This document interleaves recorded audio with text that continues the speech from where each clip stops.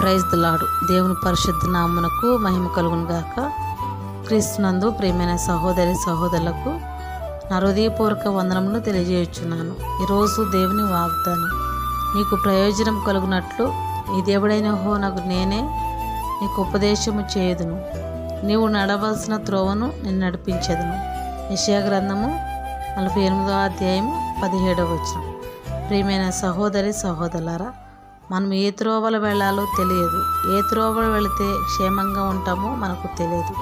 అటువంటి సమయంలో మన త్రోవను లేదా మన మార్గంను మన దేవునికి అప్పగించినట్లయితే ఆయన నువ్వు వెళ్ళవలసిన మంచి త్రోవలలో, అనగా నీకు ప్రయోజనకరమై నీకు క్షేమాన్ని కలిగించే, ఆశీర్వాదాన్ని కలిగించే, అభివృద్ధిని కలిగించే, నీకు ప్రయోజనకరమైన మంచి త్రోవలో నిన్ను నడిపిస్తాడు.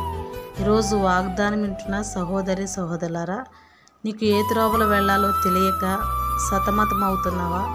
ఈరోజు దేవుడు నీతోనే మాట్లాడుచున్నాడు. నీకు ఉపదేశం చేసి నీవు నడవలసిన మంచి త్రోవలో నిన్ను నడిపిస్తాడు.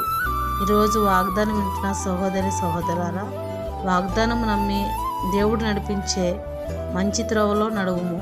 ఈరోజు ఈ వాగ్దానము దేవుడు మన పట్ల నెరవేర్చును గాక. ఆమేన్, ఆమేన్.